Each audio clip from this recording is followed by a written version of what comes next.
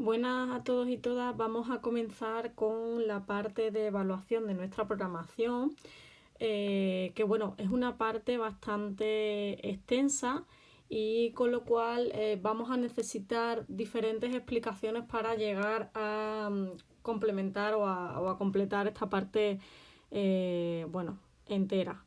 Entonces, vamos a comenzar a ver cómo sería la evaluación dentro de nuestra programación, qué apartados debería tener y qué es cada uno de esos apartados o qué es lo que debe llevar cada apartado. Sin embargo, hay algunos apartados que vamos a tener que hacer una explicación más extensa con un vídeo más detallado sobre esas cuestiones concretas, con lo cual no os preocupéis porque es algo que vamos a ir complementando a lo largo de este mes poco a poco, ¿vale? Bueno, en primer lugar, vamos a ver, bueno, qué es evaluar. Al final, bueno, pues evaluar significa valorar los resultados de una acción. Y en este caso, lo que vamos a tratar de evaluar son los resultados que ha tenido para cada alumno o cada alumna esa acción que se ha llevado a cabo de enseñanza y aprendizaje. De esta forma, debemos decir que la evaluación en ciclo formativo, en FP, debe tener una serie de indicaciones o características. La primera de ellas sería que el tutor o tutora del grupo debe informar al alumnado y a sus padres, madres o tutores, en el caso de que sean menores, de su evolución. Esto es algo que debe hacer el tutor, pero también debe hacer la persona responsable de cada uno de los módulos. Es decir, en este caso, como estamos evaluando en nuestro módulo profesional, ya, bueno, pues eso que nos encontrábamos antes de que de repente llegábamos a las notas y veíamos un suspenso, no debe ser lo habitual, sino que al contrario, debe haber un proceso, un feedback constante con el alumnado para que sepa cuál es su evolución, qué dificultades tiene, qué tiene que mejorar, etcétera, etcétera. Esto es uno de los puntos más importantes dentro de todo este proceso, porque en FP evidentemente nos encontramos con personas adultas, la mayoría de las veces mayores de 18 años, con lo cual esta información debe llegarles muy claramente. Por otro lado, los resultados de la evaluación se expresan mediante calificaciones, es decir, al final, aunque queramos distinguir muchas veces evaluación y calificación, que evidentemente no son lo mismo, tenemos que tener en cuenta que esa evaluación, según nos marca la ley, la tenemos que expresar en una calificación.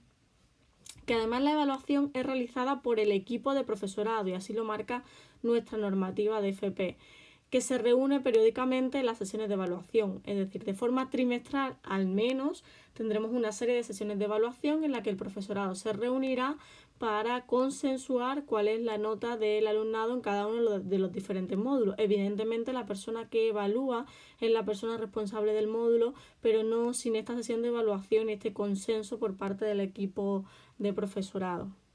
Además, tenemos que tener en cuenta que para realizar la evaluación se utilizan técnicas, instrumentos y criterios que permiten recoger toda la información que necesitamos y ver así pues, si el aprendizaje que se ha producido en este caso es el adecuado. Es decir, esa evaluación necesita de unas técnicas, de unos instrumentos concretos que nos permitan saber cómo está evolucionando todo y finalmente que nos permita, como decíamos antes, indicar esa calificación del módulo profesional.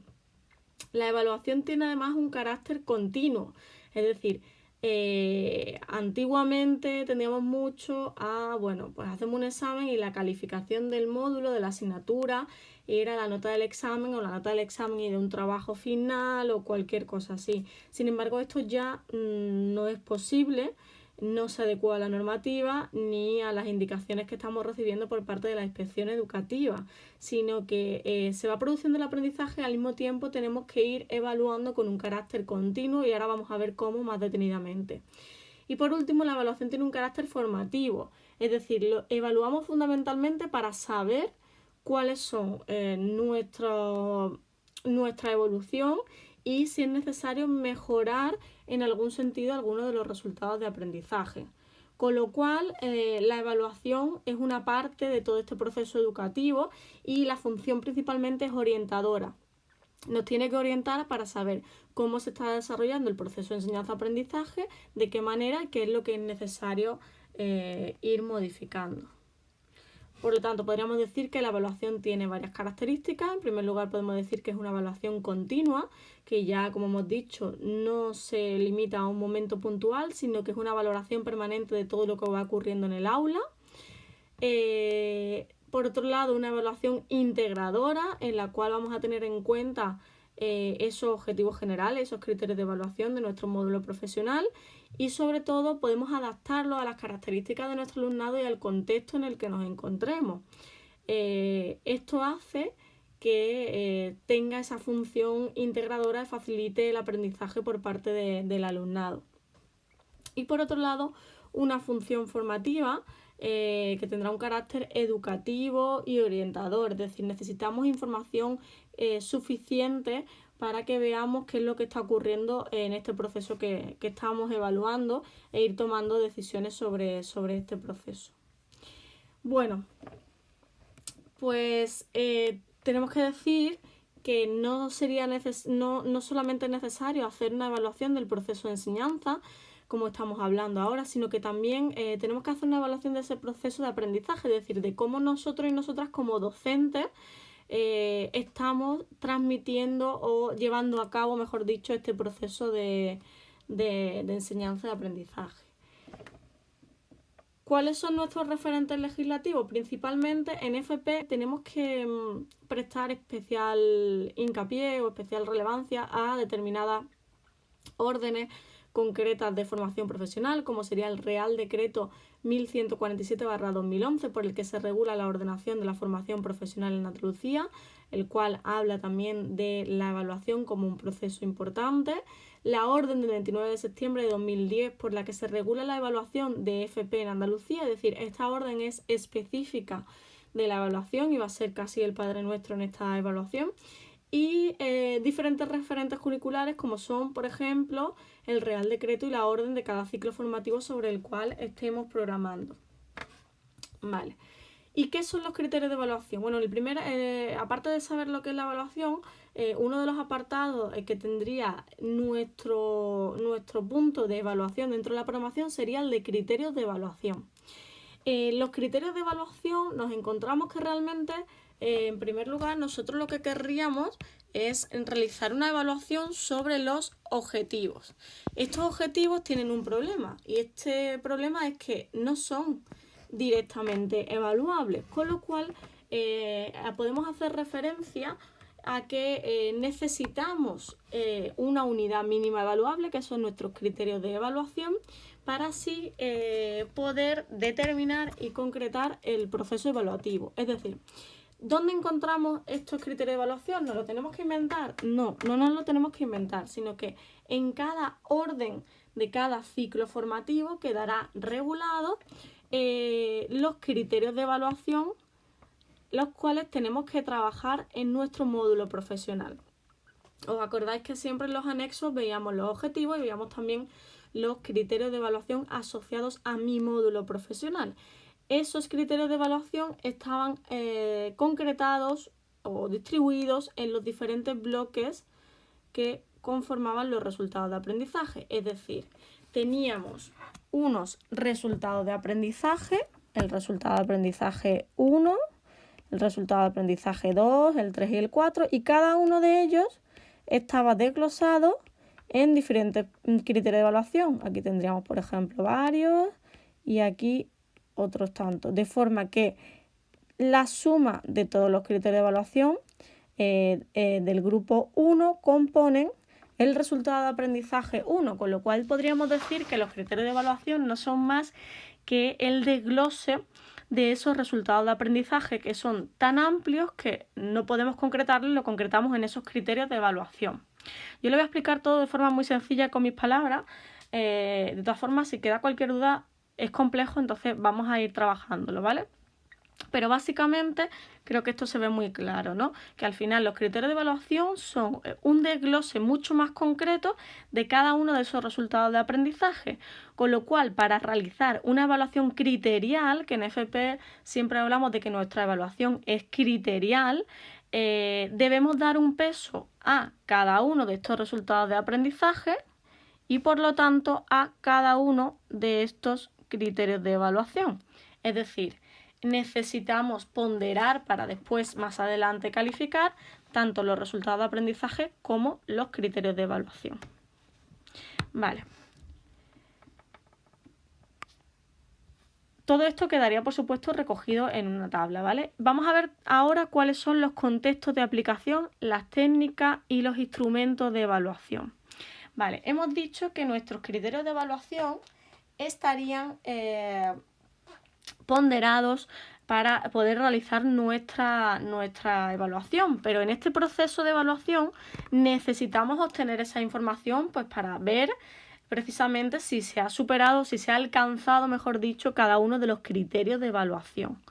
Entonces, en este proceso de evaluación es necesario obtener toda esa información, con lo cual toda actividad que realicemos en el aula nos va a aportar información y por lo tanto es susceptible de ser evaluada y debe ser tenida en cuenta. Es decir, la evaluación incluye todo el proceso porque, como hemos dicho, es continua. Sin embargo, a lo largo de todo el desarrollo de cada una de las unidades didácticas iremos haciendo actividades y es posible que en alguna de ellas nos paremos puntualmente y queramos obtener más información. Es decir, la vayamos a evaluar y a calificar. Esas actividades ante las cuales nos paramos y que son específicas de evaluación suponen o se les llama contextos de evaluación. Estas actividades a las cuales yo estoy dando una nota, ¿vale? Por decirlo rápidamente para que me entendáis, deben estar asociadas a cada uno de los criterios de evaluación. Al menos a uno de los criterios de evaluación, de forma que cada actividad tiene al menos un criterio de evaluación, puede tener 1, 2, 3, pero al menos un criterio de evaluación y por lo tanto todos los criterios de evaluación serán trabajados mediante una serie de actividades.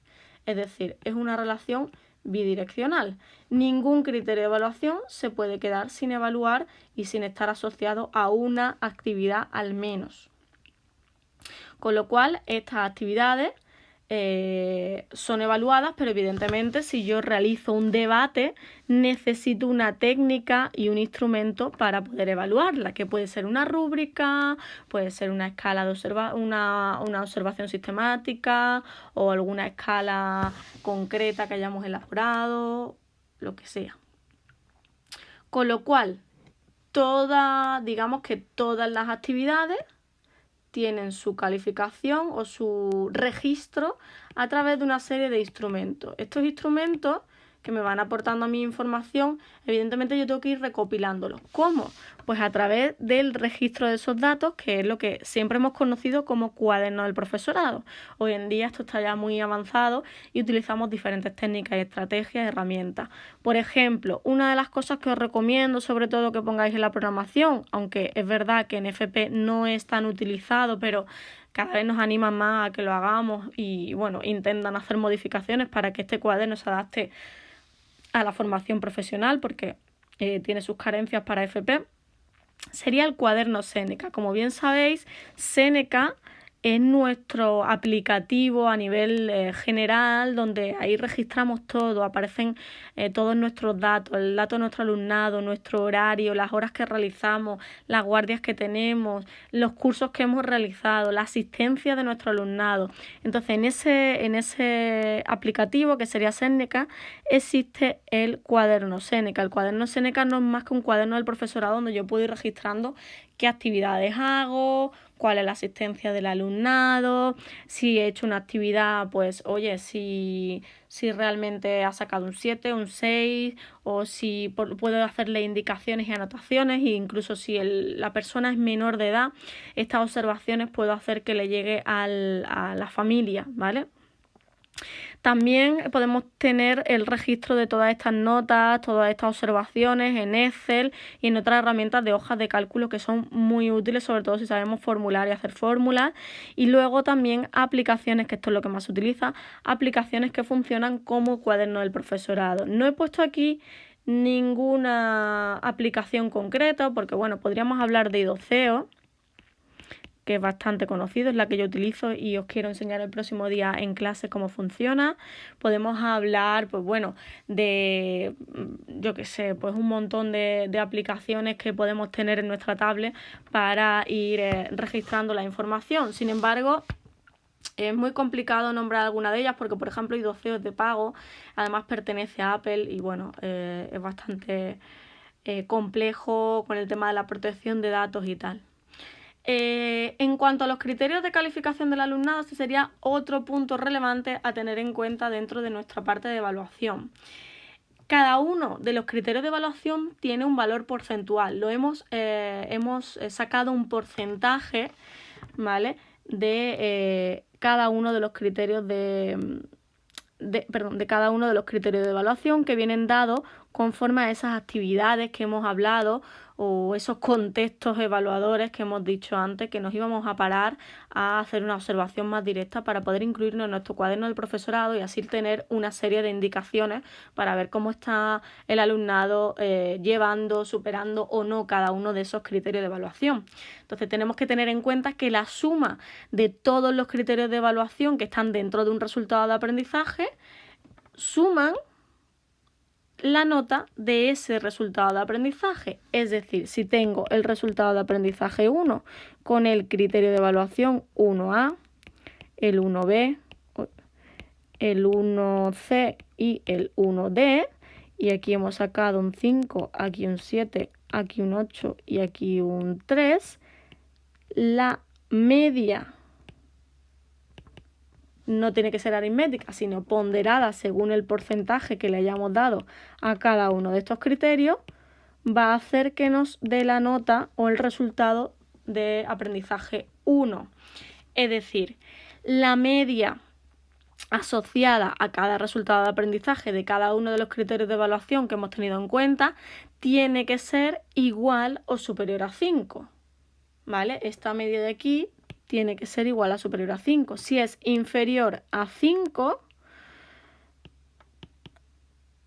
menor que 5, vamos a tener que realizar, en este caso, dentro de ese resultado de aprendizaje, una calificación negativa, con lo cual la calificación del módulo será negativa, porque para poder superar nuestro módulo profesional tenemos que tener todos los resultados de aprendizaje superado, es decir, en este caso, que haya una nota mayor que 5 en cada uno de esos resultados de aprendizaje.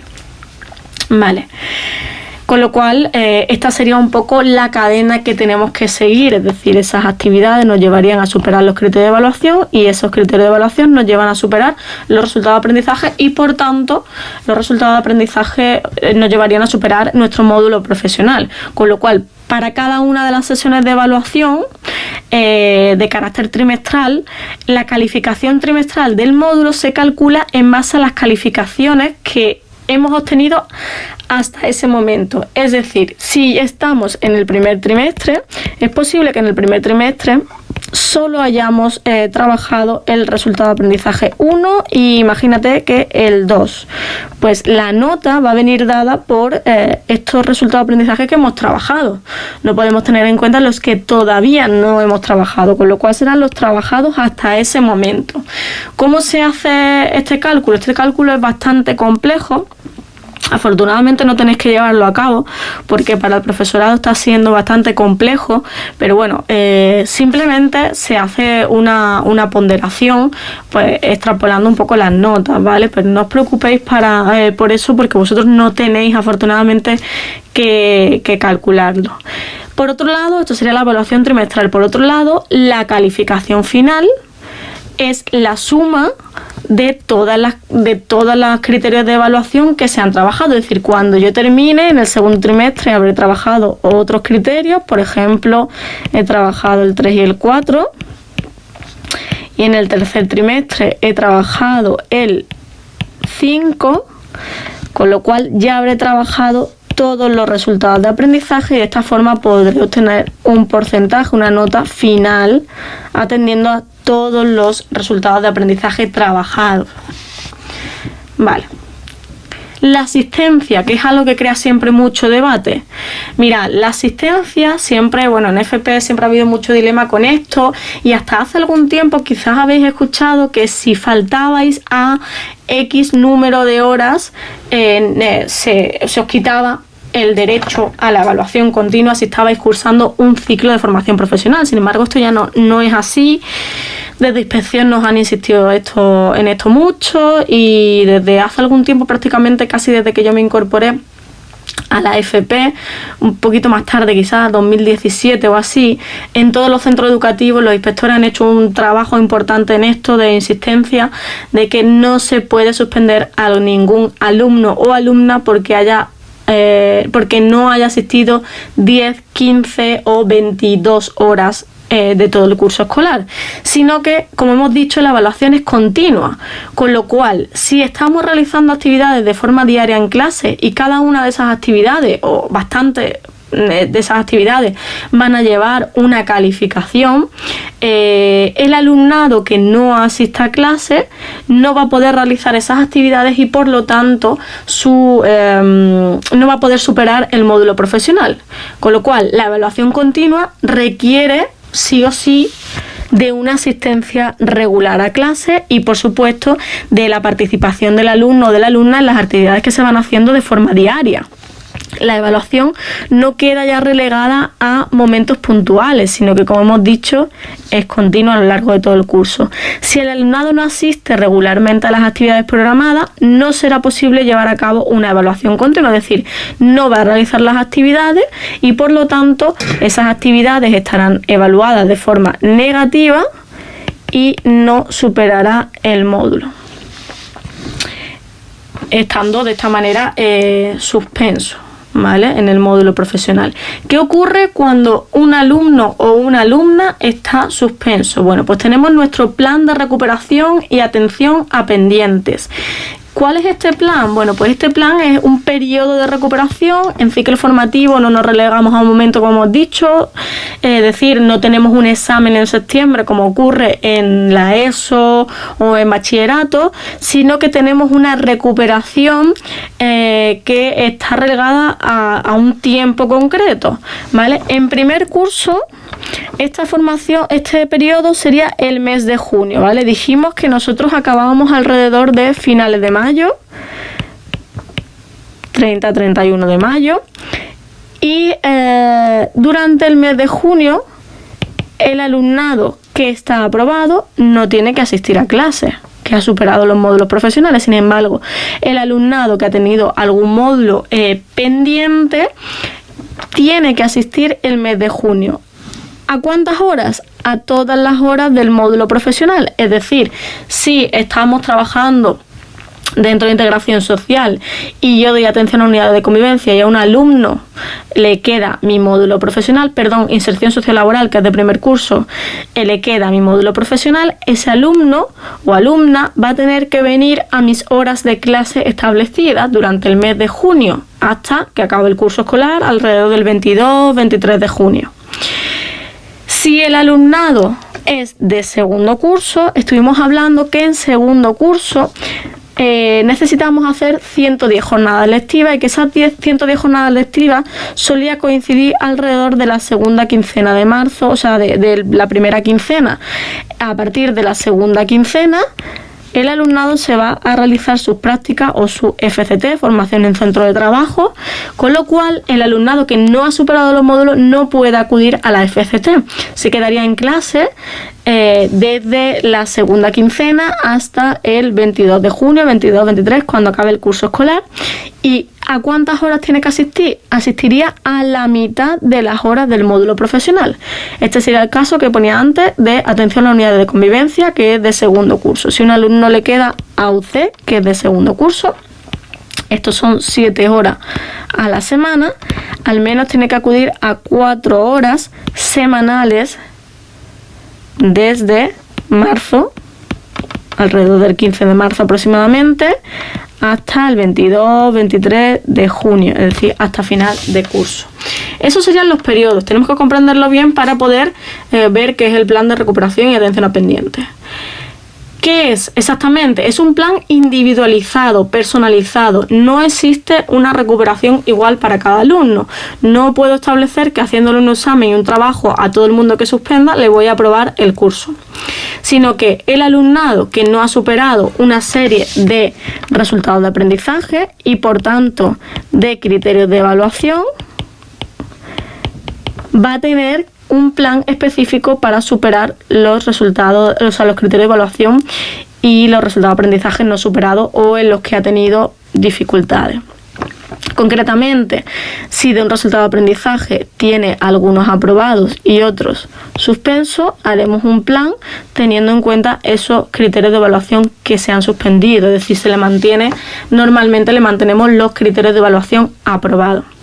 Muy importante, es obligatorio o es necesario la asistencia a clases. No puede ser que el alumnado haga las tareas en casa o de una forma autónoma, porque como hemos dicho se trata de una evaluación continua, y se fijarán una serie de actividades de recuperación. Esas actividades, por supuesto, para la superación de los criterios de evaluación, tal y como hemos estado haciendo a lo largo del curso.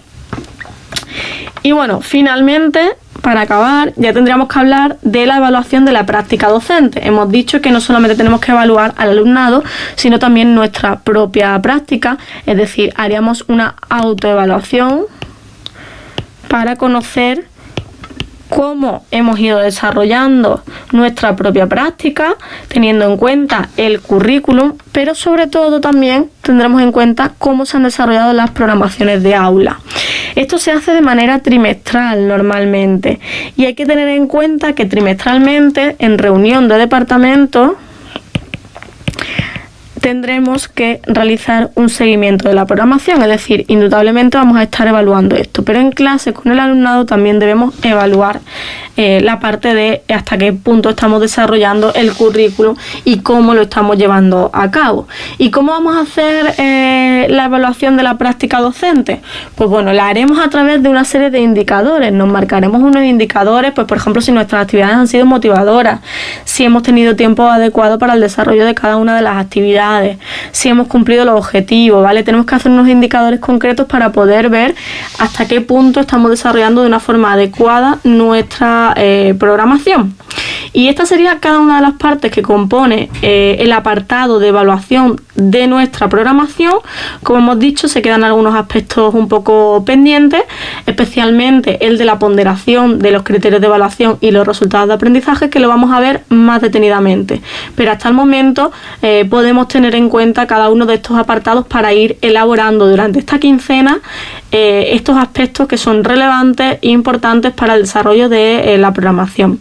Os dejo también un ejemplo colgado de una posible evaluación y bueno, así podéis ir viendo cómo se desarrollaría cada uno de estos apartados. Un saludo.